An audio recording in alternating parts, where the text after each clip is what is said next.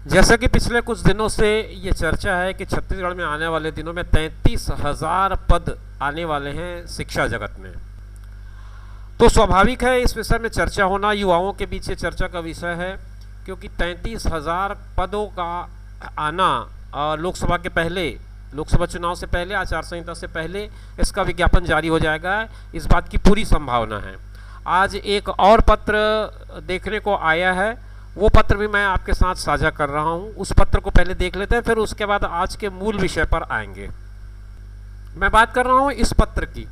ये पत्र लोक शिक्षण संचालनालय की तरफ से जारी किया गया है 16/12/2024 को सारे संयुक्त संचालकों को और समस्त जिला शिक्षा अधिकारी यानी कि डीओस को।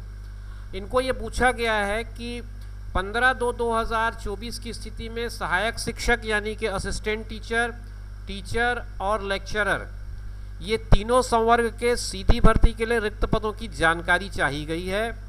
और 22/2/2024 को दोपहर 12 बजे तक एक नया प्रारूप इन्होंने दिया है, संलग्न प्रपत्र 1, 2, 3, वो प्रपत्र भी मैं आपको दिखा रहा हूँ। इस प्रपत्र के आधार पर सारी जानकारी को 22 तारीख तक मांगी गई है, दोपहर 12 बजे तक। और वो प्रपत्र क्या है उसको देखते हैं तो आपको समझ में आएगा इस प्रपत्र में क्या बातें लिखी गई है। इसमें रिक्त पदों की जानकारी चाहिए गई है 15/2 की स्थिति में, जिसमें सहायक शिक्षक के पद, सहायक शिक्षक विज्ञान यानी कि प्रयोगशाला और सहायक शिक्षक ग्रंथपाल, ये दोनों के स्वीकृत कितने पद हैं, कार्यरत कितने हैं, रिक्त कितने हैं, ये। इसी तरह से संशोधित प्रपत्र 2 में शिक्षकों के रिक्त पदों के बारे में जानकारी चाहिए गई है, जिसमें विषयवार जानकारी चाहिए गई, हिंदी, अंग्रेजी, संस्कृत, सामाजिक विज्ञान, गणित, जीव विज्ञान, ये कृषि की भी जानकारी चाहिए गई है, व्यायाम शिक्षक और ग्रंथपाल। तो ये 3 और कैटेगरीज इसमें इस बार दिख रहे हैं जो 2019 के पूर्व 2019 और 2023 में सीधी भर्ती से भरे गए पदों के अलावा मांगा गया है। तो ये जानकारी चाहिए गई है। इसके अलावा प्रपत्र 3 में व्याख्याता की जानकारी चाहिए गई है, जिसमें हिंदी, अंग्रेजी, संस्कृत, भौतिक रसायन, इकोनॉमिक्स, राजनीतिक, भूगोल, इतिहास, जीव विज्ञान, वाणिज्य, गृह विज्ञान और गणित, तो सारे प्रमुख विषय इसमें भी दिख रहे हैं।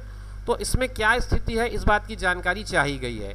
तो संभावना पूरी है कि बहुत जल्द वो जो 33,000 वाली बात कही जा रही है वो आपके सामने आएगा।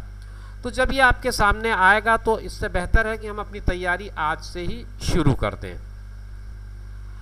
तो जब तैयारी की बात आती है तो हमें पढ़ना क्या है ये जानना ज़्यादा ज़रूरी है, उसके बाद ही हम कुछ काम कर पाएंगे। तो उसके लिए हम काम करते हैं सिलेबस पे। तो चूंकि व्यापम ने इस परीक्षा को पहले भी कंडक्ट किया हुआ है, इसलिए व्यापम के पास इसका अपना एक सिलेबस है, उस सिलेबस के बेसिस पर वो एग्ज़ाम कंडक्ट करता है। आज हम लोग इस वीडियो में बात करेंगे सहायक शिक्षक के लिए अगर आप तैयारी कर रहे हैं तो आपको किन किन बातों पर ध्यान देना है, आपके सिलेबस का पार्ट क्या क्या होगा और कहाँ कहाँ से आप स्कोर कर सकते हैं। कुल अंक 150 के होते हैं और इसमें सर्वाधिक अंक अगर मैं कहूँ तो सीडीपी का होता है। सीडीपी जब मैं कहता हूँ तो इसका मतलब चाइल्ड पेडागॉगी पे रिलेटेड जो क्वेश्चंस होते हैं, चाइल्ड डेवलपमेंट और पेडागॉगी का, तो उसमें 30 अंक बनता है। दोनों ही माध्यमों में पेपर वही होता है, केवल माध्यम का फ़र्क होता है। इसमें बाल विकास और शिक्षा शास्त्र जिसको सीडीपी कहते हैं हम लोग, उसके 30 अंक होते हैं। सामान्य हिंदी पे 25 अंक होते हैं, सामान्य अंग्रेज़ी पे 25 अंक होते हैं। तो ये दो जो हैं वो एक तरह से भाषा के हो जाते हैं। आपकी भाषा की तैयारी पुख्ता रखनी पड़ेगी आपको, तब आपको 50 नंबर ये दोनों मिला करके कवर करते को बनेगा। फिर मैथ्स का 30 अंक होता है। अब ये मैथ्स जब मैं कह रहा हूँ तो इसका मतलब आप बहुत गंभीर रूप से बहुत गहराई से मैथ्स में मत जाएं, जो बेसिक मैथ्स होते हैं उन्हीं की बात की जा रही है, क्योंकि ये चाहे वो आप कला विषय में हो चाहे विज्ञान से हो, आपको दोनों ही विषयों को वालों को ये परीक्षा देनी होती है और ये पेपर में आपको ये मैथ्स का पार्ट आपको भी करना होता है।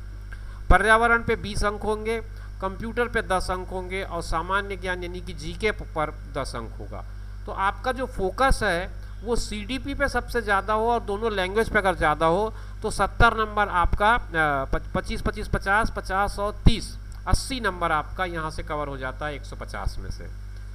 अगर आपका गणित थोड़ा कमज़ोर है, आप आर्ट्स बैकग्राउंड से हैं, तो आप इसको 30 अंक को थोड़ा रिस्क लेना पड़ेगा, आपको कुछ ना कुछ तैयारी एक्स्ट्रा करनी पड़ेगी।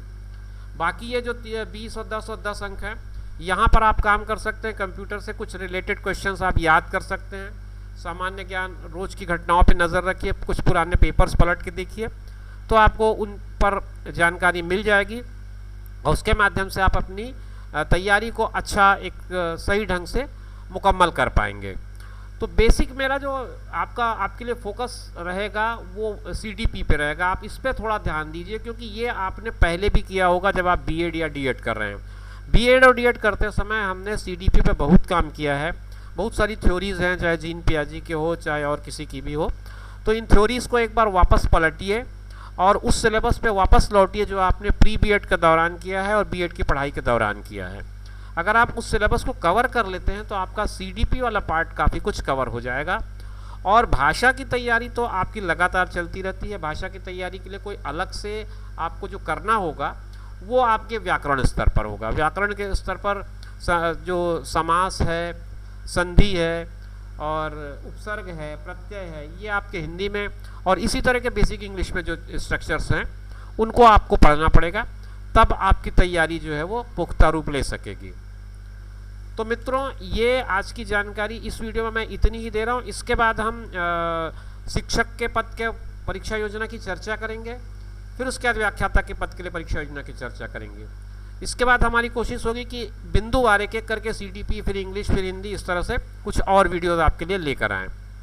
उम्मीद करता हूँ कि ये वीडियो आपको पसंद आया होगा। इसी तरह के इन्फॉर्मेटिव वीडियोज़ के लिए आप हमारे चैनल पर बने रहिए। फिर मिलेंगे आपसे नई जानकारी के साथ, तब तक के लिए दीजिए इजाज़त। नमस्कार।